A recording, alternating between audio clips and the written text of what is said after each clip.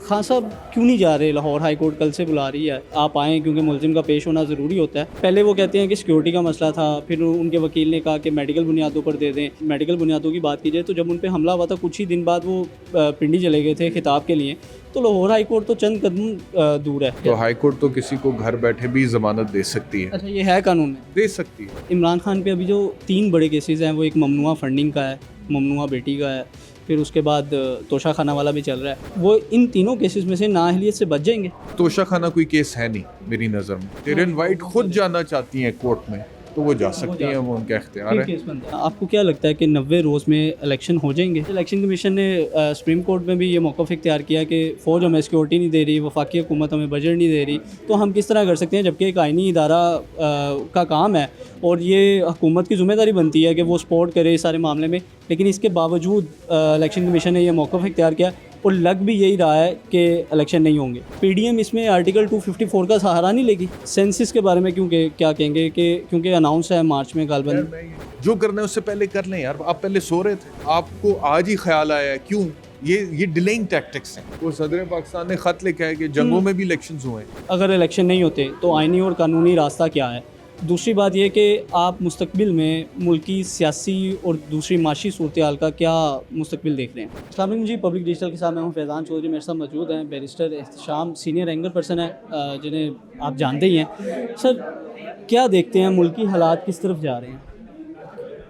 फ़िलहाल तो केओस की तरफ जा रहे हैं। जो अफरा तफरी की सिचुएशन है वो इस वक्त तो अभी ये देखें ना, इमरान खान की ज़मानत मनसूखी के हवाले से जो फ़ैसला है इंसदाद दहशतगर्दी की अदालत का, उससे तो लग रहा है कि अगर इस तरह की चीज़ें होंगी और मुमकिना तौर पे पीडीएम की जो कोशिश है और उनके एजेंडे में शामिल है इमरान खान को गिरफ़्तार करना या नाअहल करार देना, तो अगर इस तरह की चीज़ें आती हैं तो उससे फिर केओस ही फैलेगा ना। अफरा तफरी होगी, पीटीआई का जो कारकुन है वो मुश्तिल होगा, और फिर अगर इमरान खान की सपोर्ट है ग्रास रूट लेवल पे, उसकी नफ़ी होगी तो उनके जज्बात की नफ़ी होगी तो उसका रद्द अमल आएगा। तो ये होना नहीं चाहिए। एक डेमोक्रेसी में, किसी भी महज़ब माशरे में कानून या आइन इसीलिए मुतारफ़ कराया जाता है कि एक स्मूथ ट्रांजिशन हो या स्मूथ तरीके से मामलात जो हैं वो तय हो जाएँ, ठीक है, हुकूमत के, अमूरे हुकूमत के। तो अगर उसमें आप इस तरह की हरकतें शुरू कर दें और कानून जो है उसका इस तरह का इस्तेमाल हो इंतकामी कार्रवाइयों के लिए सियासी बुनियादों पे, तो फिर मुआशरे में सर्टनली अनार्की फैलती। अच्छा भाई, आपने खान साहब की ज़मानत मनसूखी के हवाले से बात की है, उसी पे बात करूँगा। खान साहब क्यों नहीं जा रहे? लाहौर हाई कोर्ट कल से बुला रही है कि आप आएँ क्योंकि मुलजिम का पेश होना ज़रूरी होता है क़ब्ल गिरफ़्तारी की, वो जो ज़मानत होती है उसके लिए। तो वो पहले वो कहते हैं कि सिक्योरिटी का मसला था, फिर उनके वकील ने कहा कि मेडिकल बुनियादों पर दे दें। हालांकि अगर मैं बात करूं तो मेडिकल बुनियादों की बात की जाए तो जब उन पे हमला हुआ था कुछ ही दिन बाद वो पिंडी चले गए थे खिताब के लिए, तो लाहौर हाई कोर्ट तो चंद कदम दूर है, तो वहाँ वो क्यों नहीं जा रहे? लेकिन मैं फिर भी समझता हूँ एक वकील की हैसियत से कि इतनी ज़रूरत नहीं थी।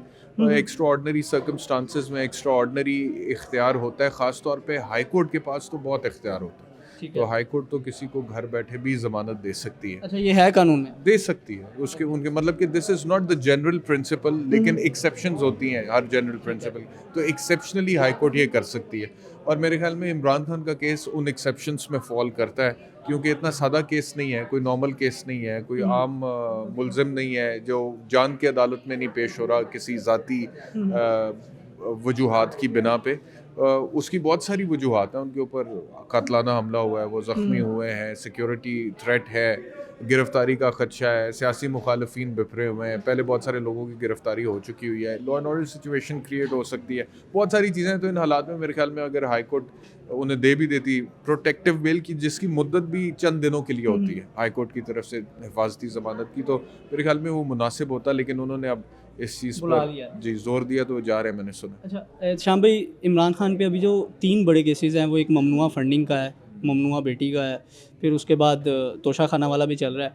क्या आपको क्या लगता है, क्योंकि आप कानून माहिर कानून भी हैं, तो वो इन तीनों केसेस में से नाअहलियत से बच जाएंगे? नहीं, अगर पीडीएम के बस में हो तो वो तीनों में ही नाअहल करवाएं। अच्छा। हाँ, अगर उनके बस में हो तो। लेकिन फॉरेन फंडिंग का जो केस है वो पाकिस्तान तहरीक इंसाफ वाले कहते हैं कि जितने हमारे पास डेटा था हमने सारा शेयर कर लिया, और वो कहते हैं कि जी बाकी पार्टियों का कोई एहतसाब नहीं हो रहा, तो ये क्यों हमारे साथ इम्तियाजी सलूक क्यों बरता जा रहा है। तो ये बात तो दुरुस्त है कि everybody should be equal before the law. तो अगर आपने इनके हवाले से फॉरेन फंडिंग का केस चलाया है तो फिर बाकियों का भी आप चलाएं और लेकर आए सामने। और वो ये लोग क्लेम करते हैं कि उनके पास तो कोई डेटा है ही नहीं, ठीक है, हमारे पास तो फिर डेटा वगैरह मौजूद था।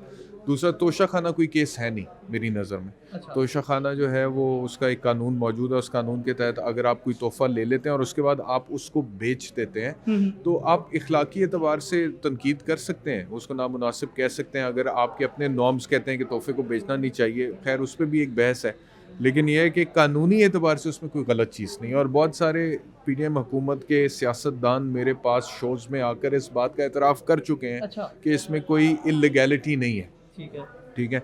लेकिन उसके बावजूद तोशा खाना रेफरेंस में नाअहली भी हुई है और अब उसका एक रेफरेंस बना के भेज भी दिया गया, तो पॉलिटिकली मोटिवेटेड है। और आखिरी बात रह गई जो आप टेरियन वाइट वाली आप जो कह रहे हैं, उसमें इस तरह से है कि उसमें इस्लामिक लॉ जो है उसका स्पिरिट अगर आप देख लें और जो वैसे लॉ है, सिविल लॉ जो है, आप उसका स्पिरिट देख लें तो उसमें बुनियादी तौर पर इस तरह की जो पिटिशंस होती हैं वो इस्तेहकाक होता है उस शख्स का जिसके हवाले से बात हो रही है, ठीक है। मिसाल के तौर पे टेरियन वाइट खुद अगर अदालत से रुजू करना चाहे, ठीक है, लेकिन कोई उठ के किसी के घर में घुस के कोई इल्ज़ाम लगा दे और उस पर अदालत एक फिशिंग एक्सपीडिशन शुरू कर दे तो ये कानून में नहीं है, ये कानून में ऐसे नहीं होता, ठीक है। और मज़हब का जितना स्पिरिट मैं समझता हूँ एक मुसलमान की हैसियत से, उसमें भी ये है कि आप ऐसे ही उठ के किसी के ऊपर बातें करें और इल्ज़ाम लगाएं, वो मुनासिब नहीं है। हाँ, अगर कोई खुद किसी का अपना इशू है, टेरियन वाइट खुद जाना चाहती हैं कोर्ट में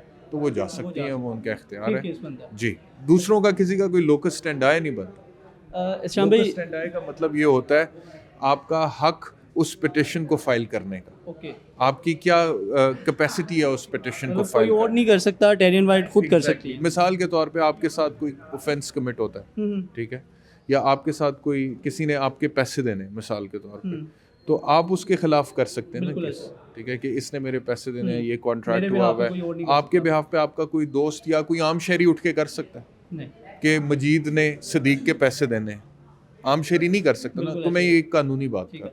अच्छा श्याम भाई, मैं ये भी जानना चाहूँगा, इलेक्शन की बड़ी बातें हो रही हैं, आपको क्या लगता है कि 90 रोज़ में इलेक्शन हो जाएंगे? वाहिद जो ट्विस्ट है कहानी में वो लाहौर हाई कोर्ट का फैसला, जिसके बाद अब 50-50 है गेम। इससे पहले तो लग रहा था कि नहीं होंगे, पीडीएम जो चाह रही थी वो लग रहा था कि हो जाएगा, इलेक्शंस नहीं होंगे। इलेक्शन कमीशन ऑफ पाकिस्तान भी ऑन बोर्ड था उनके साथ इस बात पे। वजारत दफ़ा है, वजारत ख़जाना है, सब ने, कोई कह रहा है पैसे नहीं, कोई कह रहा है सिक्योरिटी नहीं, कोई कह रहा है स्टाफ नहीं, कोई कह रहा है कि सिक्योरिटी खदशात। आज इलेक्शन कमीशन ने सुप्रीम कोर्ट में भी ये मौक़िफ़ इख्तियार किया कि फ़ौज हमें सिक्योरिटी नहीं दे रही, वफाकी हुकूमत हमें बजट नहीं दे रही, तो हम किस तरह कर सकते हैं, जबकि एक आइनी इदारा का काम है और ये हुकूमत की ज़िम्मेदारी बनती है कि वो सपोर्ट करे इस सारे मामले में। लेकिन इसके बावजूद इलेक्शन कमीशन ने यह मौक़िफ़ इख्तियार किया और लग भी यही रहा है कि इलेक्शन नहीं होंगे। नहीं, अब जो लाहौर हाई कोर्ट का फैसला है ना, उस पर एक तौहीन अदालत भी फाइल हो चुका है और वो 23 फरवरी के लिए लगी हुई है कोर्ट में जस्टिस जवाद हसन की। तो उसको देखकर लग रहा है कि शायद 50% अब चांस है कि इलेक्शंस हो जाए। लेकिन इसमें मैं एक चीज़ ये भी ऐड करना चाहता हूँ, पीडीएम इसमें आर्टिकल 254 का सहारा नहीं लेगी। उसकी जो रिक्वायरमेंट्स हैं वो पूरी नहीं होती ना। अच्छा, ऐसे तो नहीं होता कि आप ऐसे कहें कि आर्टिकल 254 की बुनियाद पे हम इलेक्शंस को डिले कर रहे हैं। उसकी जेन्युइन जो रिक्वायरमेंट्स हैं, प्री रेक्विजिट्स हैं, अगर वो पूरे नहीं होते और आप बहाना बना रहे हैं आर्टिकल 254 का, तो अदालत उसको मानेगी नहीं। और सर सेंसिस के बारे में क्या कहेंगे कि क्योंकि अनाउंस है मार्च में गालबन। मैं ये कहता हूँ कि जो कुछ भी है ना, इलेक्शन कमीशन ऑफ पाकिस्तान का इतना जो बजट है ये इसी वजह से है कि विद इन टाइम शेड्यूल के मुताबिक मुकर्ररा तारीख और वक्त पे इन्होंने इलेक्शन कराने, जो करना है उससे पहले कर लें यार। आप पहले सो रहे थे या तो आपको आज ही ख्याल आया, क्यों? ये डिलेइंग टैक्टिक्स हैं। तो डिलेइंग टैक्टिक्स जो है ना, ये बदनीति की बुनियाद पर मबनी होते हैं। इनको ना खेलें कि जी ये करना है वो करना है, ऐसे इलेक्शंस नहीं हो सकते। वो सदर पाकिस्तान ने ख़त लिखा है कि जंगों में भी इलेक्शंस हुए हैं, ठीक है। और जब एनार्की का ख़तरा हो, देखें आप किसी का हक अगर मारते हैं ना तो वो रेजिस्ट करता है। तो अवाम के जो भी जज्बात हैं वो चाहते हैं इलेक्शंस हों और आप कहें कि नहीं हम आपको इलेक्शन ही नहीं देते हैं ताकि आप अपनी मर्जी के कैंडिडेट्स का चुनाव कर सकें, तो वो रेजिस्ट करेंगे, लॉ एंड ऑर्डर सिचुएशन बन सकती है। तो ये नहीं होना चाहिए। एक बड़ा आसान तरीका आइन है, कानून है, इसीलिए बना है कि ये स्मूथ ट्रांजिशन ऑफ पावर हो, उसको फॉलो करें, एज सिंपल एज दैट। अच्छा भाई, आखिर में ये बताते चलें कि अगर इलेक्शन नहीं होते तो आइनी और कानूनी रास्ता क्या है? दूसरी बात ये कि आप मुस्तकबिल में मुल्की सियासी और दूसरी माशी सूरत हाल का क्या मुस्तकबिल देख रहे हैं? इलेक्शंस अगर नहीं होते तो आईनी कानूनी रास्ता तो सुप्रीम कोर्ट के पास ही है। वो फिर अब जो भी सुप्रीम कोर्ट, हाई कोर्ट जो है वो जो फैसला देगी वो फिर उनको उनका काम है वो इम्प्लीमेंट करवाएं। नहीं कराएंगे तो तौहीन अदालत है। ठीक है। और जहाँ तक माशी एतबार से आप बात कर रहे हैं तो सिचुएशन वाकई में बड़ी परेशान कुन है, तशवीशनाक है। मिनी बजट 170 अरब रुपए का आ चुका है। पेट्रोल की कीमत में कल रात 23 रुपये फ़ी लीटर इजाफा हो चुका है। गरीब आदमी की चीखें पहले ही निकल रही थी, अब तो मेरे ख्याल में वो चीख के भी थक चुका है। तो हालात अच्छे नहीं, बिल्कुल अच्छे नहीं। कौन करेगा अच्छे हालात? यार ये जब निज़ाम में मेरिटोक्रेसी ना हो तो फिर इसी तरह होता है। और हालात अच्छे जब ना हो तो फिर आपको एक रोड मैप होता है, आप कोई गोल सेट करते हैं, हिकमत अमली बनाते हैं और उसके मुताबिक फिर चीज़ों को आगे लेकर चलते हैं। अब प्रॉब्लम ये है कि प्रायोरिटीज़ ही डिफरेंट है। प्रायोरिटीज़ ये नहीं है कि हालात अच्छे करने हैं, महंगाई कम करनी है, आवाम को रिलीफ देना है। प्रायोरिटीज़ ये हैं कि इक़्तिदार में तवालत कैसे हासिल करनी है, इलेक्शंस को कैसे मौखर करना है, इमरान खान को कैसे गिरफ्तार करना है, इमरान खान को कैसे नाअहल करना है। तो जब प्रायोरिटीज़ में इतना फ़र्क होगा तो हालात कैसे अच्छे होंगे। आज आप सिद्ध के दिल से नेक नियति से एक बेहतर पाकिस्तान के लिए आवाम को रिलीफ देने के लिए काम करना शुरू कर दें, 6 महीने बाद हालात बेहतर होंगे, मैं आपको बता रहा हूँ। लेकिन प्रायोरिटीज़ नहीं है। ठीक हो गया। ठीक है, बहुत शुक्रिया इस्लाम भाई। आपने देखा कि इस्लाम भाई ने बड़ा एक ब्रीफ जो है तज्जिया दिया है सारी सूरत हाल पे। अब देखना यह है कि होता क्या है। मुझे दीजिए इजाज़त। अल्लाह हाफ़िज़।